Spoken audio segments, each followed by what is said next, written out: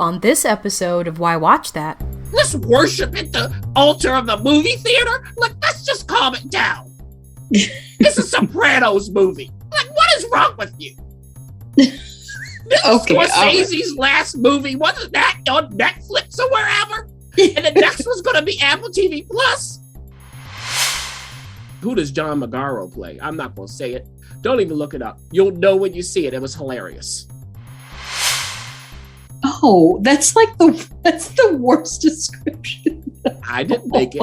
I'm telling you what I saw. So right now, I've just confused the listeners. They're like, well, which one is it? Is it the guy from Runaway Bride or is it the guy from The Practice? Like Yeah, that look, movie nobody exactly. Exactly. But at least that nobody you heard him throughout the movie until you saw him. Here, no. He just pops up at the end, and you'll see what that's like. Why Watch That as a podcast featuring the critic and referee who go head-to-head on a quest to discover the best movies and TV shows Hollywood has to offer. Expect the unexpected from the critic. Well, nothing gets past the ref. We do all the work, so you don't have to. Welcome to Why Watch That.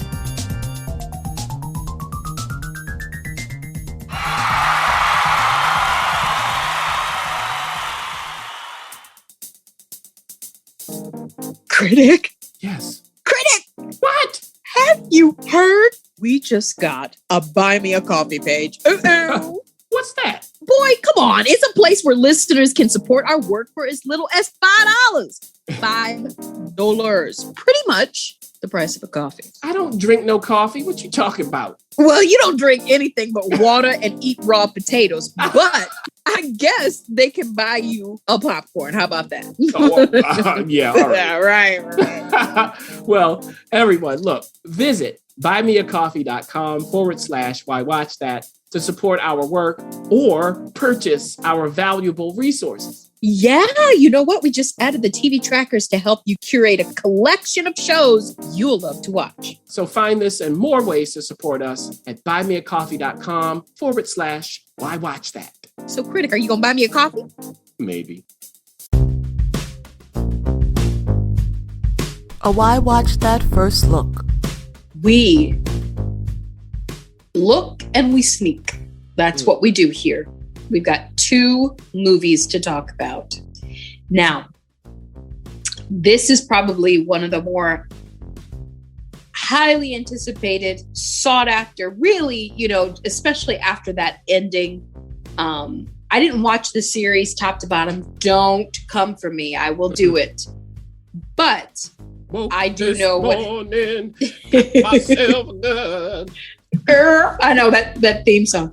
HBO, let's just give it up for HBO. They've got some amazing theme music and theme songs for their shows. We're talking about The Sopranos. And we all know that moment, right? The looking moment. Somebody comes through the door. And they look up. Is it good news, bad news? We'll never know. We'll never know what happens to Tony Soprano. Yeah. Well, we won't. I mean, unfortunately, we won't be able to know with that actor. Right. Which super, makes me very sad every time I think about it. But I am enjoying the fact that he's experiencing a new. They're saying that Gen Z they're binging Sopranos. Like it's a thing now. If you get to season 2, you ain't stopping. Yeah. I will never forget it. When I hit season 2, I went, whoa. Because season 1 is like a different show. It's not a bad show. But when you get to season 2, I'm talking about the first episode. Ooh. I'll never forget it. I started laughing and I was like, this is amazing. Yeah. Well, now we get to find out who made Tony Soprano. Now, it's being marketed different ways. Out here, it's all about the who made Tony Soprano. Ooh, so we get to find out the guy who made Tony Soprano, the guy. Mm-hmm. But not quite so everywhere else. It's most of us think it's about Tony Soprano. We want to know how he climbed through the ranks and maybe start I don't know, 3 or 4 months previous to the pilot. Mhm. That is not it at all. You're going to go through that. Now, this is coming to us from, directed at least, from Alan Taylor. David Chase and Lawrence Konner did write it. And the cast is, well, I'll tell you, there's some very familiar faces. And maybe not so familiar. Alessandro Nivola, Leslie Odom Jr. Mhm. It's popping up all over the place. By the way, I finished Central Park. Like both seasons. Check it out. It's on Apple TV Plus. John Bernthal. Okay, I will take that. Corey Stoll. Yes. Yeah. Michael Gandolf. How do you say the name? Gandolfini. Gandolfini. Mhm. I don't want to say it that way, and I know it's obviously his son. Yes. And just Ray Liotta, Vera Farmiga. I mean, just on and on and on. You're gonna go on and on. Yes. This is a movie. Mm. Sopranos was a TV show spanning over Was it? many seasons. Mm. This was supposed to be in theaters. You'll talk about that. But The Sopranos was never in theaters. Mhm. My question to you is, tonally, what is it like for The Sopranos to be taken out of its media or medium, Mhm. put in another medium, and in a different time period? Yes. Mhm. Does it work? Mm. And, you know, David Chase is on record saying that if he had known that this would be released, you know, simultaneously on HBO Max, he really wanted to make the movie. He wants it to be in theaters. Oh, really? Why? This is a TV show. A brilliant one. What is wrong with some of you people? That's my question. Like, let's worship at the altar of the movie theater? Like, let's just calm it down. It's a Sopranos movie. Like, what is wrong with you? Okay, Scorsese's last movie, wasn't that on Netflix or wherever? And the next was going to be Apple TV Plus. And now, with that said, Oh, right. There it is. we go back in time. It's the 60s or wherever. And Tony is young. He's Antonio. And actually, you see him played by 2 different actors. So he's really young, and then James Gandolfini's son plays him later on in the movie, like the second half. And it's scary how much he look. I mean, obviously it's his son, but it's like, whoa. Yes, and they put a wig on him. Now, Yes, they did. Yes, they did. so in the opening, we're in a graveyard, and the graves are talking.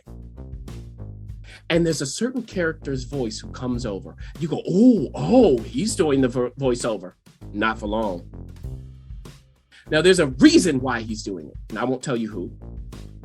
And then we're introduced to the cast of characters, some of whom you know, but they are all younger, played by different actors. So a lot of the fun of it, if you watch the show, is going, wait a minute, is that such and such? And then when it clicks, you kind of laugh or you have fun. Or maybe you won't like it. I don't know. Some people act like they own the show. I'm not one of them. Now, there is a character who was not in the show that made Tony Soprano, as you were saying, Raph. Dickie Moltisanti. Now, if you know Italian, Moltisanti is Many Saints. The Many Saints of Newark. Now, Dickie, smart guy, sharp. You know, he's got a baby coming. Who, if you know the show, you know whom. And, you know, Tony, this is his uncle. He looks up to Dickie. This is the guy he wants to become. Even more so than his father, who's played by John Bernthal. His mother, who, in the show, I mean, that is a mother. Okay, in all the ways you don't want to have a mother. It's played by Vera Farmiga. So, all right. Now, at the moment, Dickie he has things going on, and he does have some, black people who work for him. Mainly Harold, played by Leslie Odom Jr. Now, Harold's going to get things done. And there's something going on, a little like gang war happening where they're, getting in the way of Dickie's operations. And this gang, or whatever you want to call them, is called the Saints. See how they're playing with that title there? I do. So the question is, can they handle these Saints? Are they going to threaten to take over everything? And what happens to Antonio? What happens to Dickie? Because we do have Ray Liotta's character. Now, I won't go further than that because you'll see some reveals as you watch this movie. Mm-hmm. But it's Ray Liotta. And he comes in and he brings, he's coming from Italy, and he brings a wife with him. Another one, a second wife. What happened to the first one? Now, he is Dickie's father. So this starts getting really uncomfortable with a young wife, with an old father who has a younger son who is married. What's going to happen there? And across the course of time, what happens to all of these people and others who were in the show that I'm not going to give away? Like, who does John Magaro play? I'm not going to say it. Don't even look it up. You'll know when you see it. It was hilarious. And in the end, where do the loyalties lie? Now, the narrative here is disjointed. When it started, I was watching this with my brother. We were like, okay, all right. Then it kept going. And the more it went, the more it started becoming not quite cohesive. Look, the show, the scenes in every episode, they form a cohesiveness that you like. The movie is just some scenes. It's like, okay, here's a scene and there's a scene. What's the point beyond bringing the Sopranos back in some form? What's the point? It's not really an origin story of Tony. If you're expecting that, forget it. It's not going to happen. If you want to know really how he becomes that, it's not really about that. We do see his connection to Dickie. We do see how that maybe affects some things. We do see, of course, Uncle Junior and so on. That's played by Corey Stoll. And Uncle Junior was Uncle Junior at all times. I mean, even then. And even what happens there, it's kind of like, okay, like that's a major thing. Can we delve deeper into this? What I would say is, if you like The Sopranos and you want to see it as a mob movie that's like a watered down Goodfellas. Oh, that's the worst description. I didn't make it. I'm telling you what I saw. Oh, okay, no. Now look, you get to see many of the characters. Like I said, it's their younger selves. Should you have seen the show to watch this? Yes. I can imagine watching it without seeing the show. You wouldn't get as much out of it. Should this be seen in the theater? No. David Chase. No. You want to talk about theaters? Well, make it worth a theater. No. And again, it gets worse across its runtime. Started off pretty well. I am so sorry to hear that. Well, but it's there. And if you're a fan. Yeah, you got 31 days on HBO Max. There you go. Let's talk about this sneak peek, though.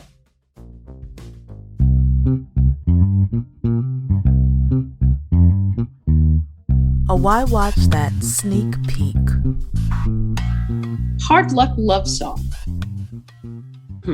Doesn't seem like a title. It seems like Hard Luck Love Song. But I don't think this is the rom-com that you're gonna be looking for. This is not at all, because I look at this and I think, oh, rom-com.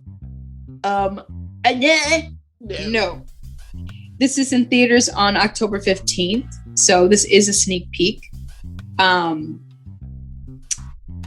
Listen, it's directed by Justin Corsby. He wrote it as well.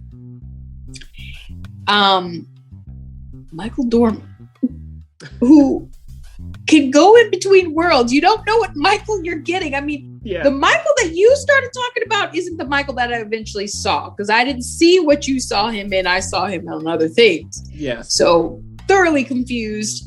I think he's returning to his roots. We'll just say that. Sophia Bush, Dermot. Is it? Wait, Dermot Mulroney. Is it? Who is he confused with? Dylan McDermott. Dylan McDermott. Yes. So right now, I just confused the listeners. They're like, well, which one is it? Is it the guy from Runaway Bride, or is it the guy from The Practice? Which one is it? Yeah. It's Dermot. Yes. RZA is in this. Along with, other people. I mean, it just goes on and on. Yeah. Eric Roberts. Eric Roberts. Yeah. Who, by the way, look him up. Who is he? Who's he related to? Just saying. You know what? When I found that out, I was like, what? Yeah. But then his daughter is. Yes. Yeah. Yes. So anyway, look him up. You'll go down this really interesting deep dive. Very interesting. It is. Yeah. But this is only an hour and 44 minutes because of the nature of the genre. What are we dealing with here? A good question. That is the question. Now, Michael, who's one of my favorite actors. You are such a fan. He's so interesting to watch. It's like, what is he thinking? Like, I really want to know what he's thinking. It's happy thoughts, but happy thoughts about what is the question. So he plays Jesse. Jesse gets himself into a motel, like somewhere in Texas, wherever they are. Oh, see already. He got a guitar. We find out in one of his suitcases is a record player. And he just flops down on the bed smiling. Why? Now he needs money to exist. And we find out that, well, there's always a pool hall available. Now, is he the player or the person who's going to get played? Because the first time he plays pool, we see him and he says, it's been a while to the guy.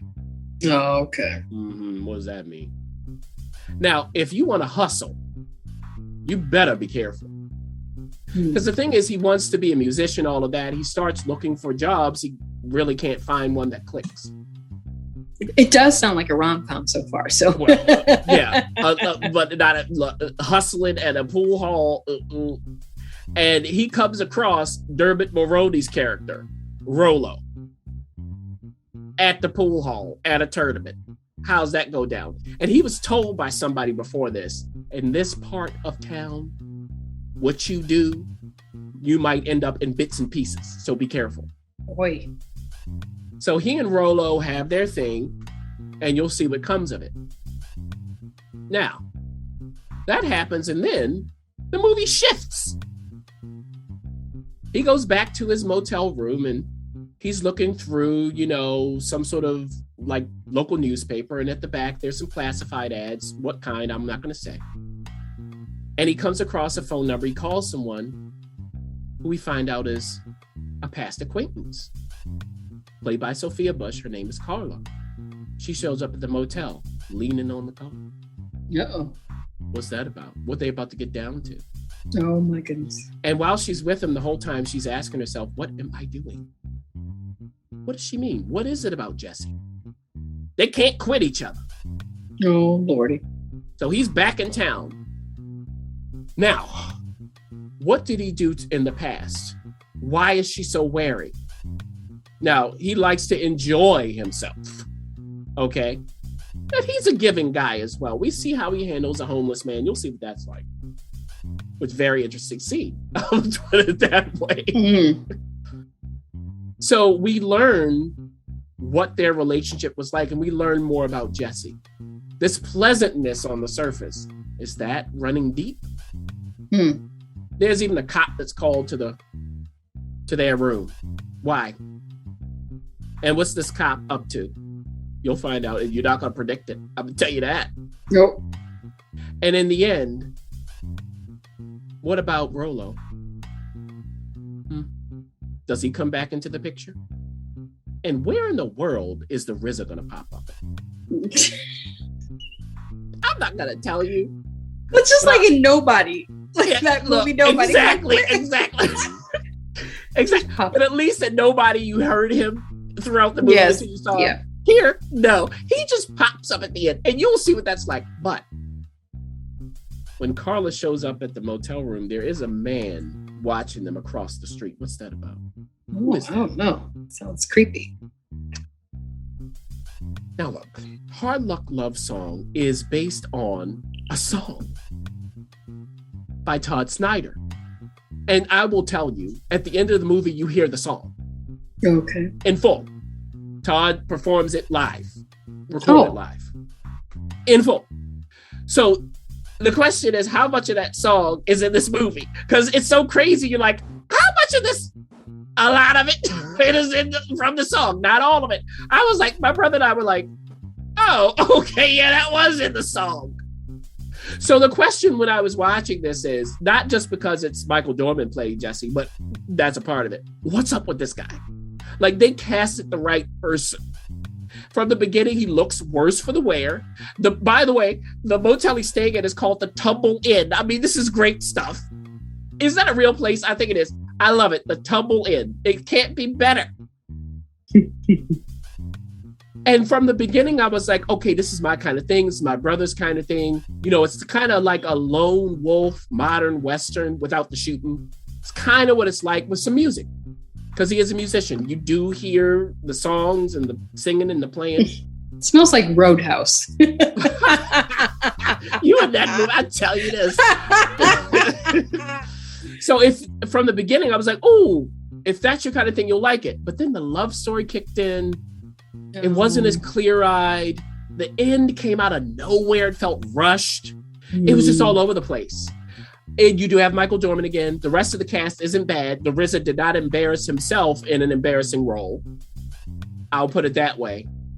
So, I mean, I don't know. You'd have to be an adventurous sort, like kind of an indie kind of thing. I didn't even tell you how Eric Roberts gets into this. Yeah. You'll see. He pops up as somebody who has his eye on Jesse. But in the end, it was interesting to hear that song. So this is kind of a mixed bag. It's for a more adventurous indie viewer, I would think, but not too adventurous. I mean, even if you're really adventurous, this is in theaters. This is not something that, are you suggesting? Yeah, I wouldn't go to the theater to see this. I would wait.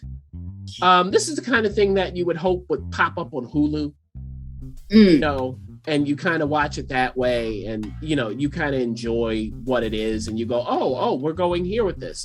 And the whole romance part, they could have edited it. I think that was kind of a mistake. It was too much of that when we got the point early on.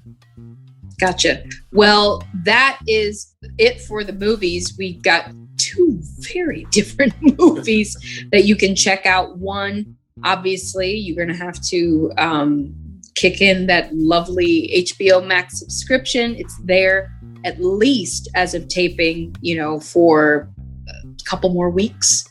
And then, you know, this other one, you're going to have to venture out to go. But it sounds like Why Watch That is suggesting perhaps maybe you should wait till it pops up on HBO Max and do two, or your Hulu subscription. Thanks for listening. For additional resources, visit whywatchthat.com. Good idea, and we'd love to hear from you. So go ahead and leave comments, feedback, and you can rate us on iTunes. We'll see you next week. See you.